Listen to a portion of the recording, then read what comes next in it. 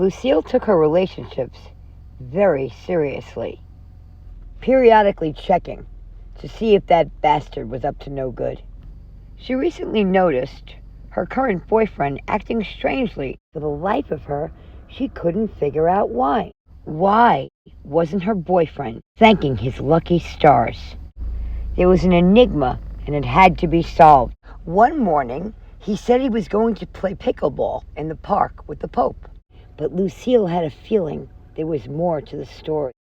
Maybe he had an evil twin. Her real boyfriend was in a basement somewhere, being held hostage or stuffed into a wall pipe. Maybe a crane fell on his skull. Maybe he's one of those international spies, and he's into espionage and shit. It couldn't possibly be a woman, 'cause why would he downgrade?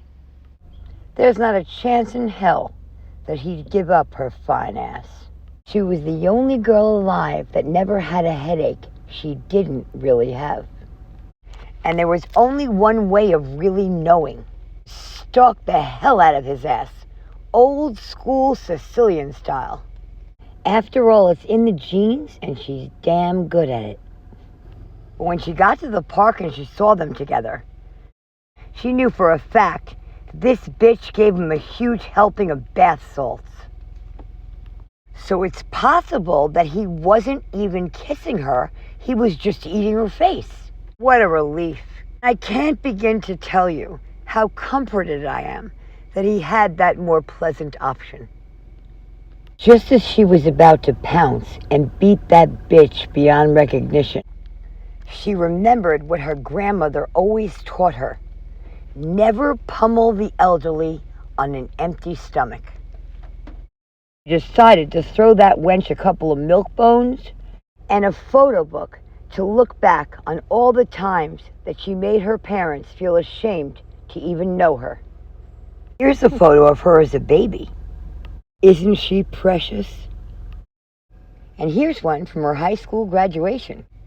I can only imagine how proud her parents must have been. She was the first person in history to graduate a university with 0 brain activity. Here's one from her wedding. She says it was the most lucrative day of her entire life. But I don't really know what her husband said, because he was in the bathroom throwing up. And can you really blame that man?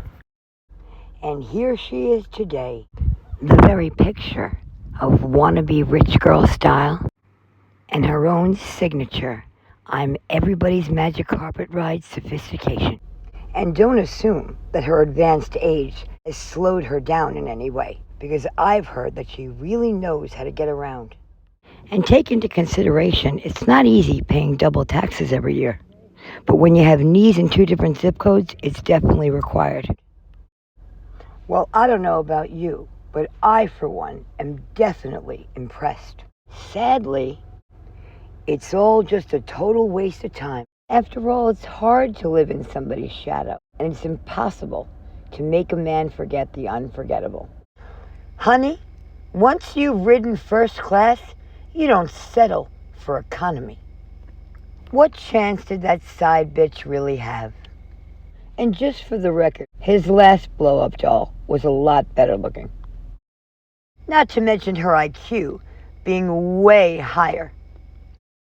I can't begin to thank you for your fabulous babysitting services.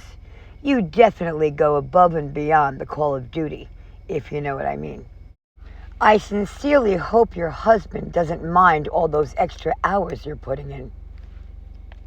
And though you've garnered more acclaim for your other services, not so much for your skills, but more for your ability to take on a large workload, I have to inform you that on his behalf I'll be demanding a full refund, as I fully believe that he way overpaid for those.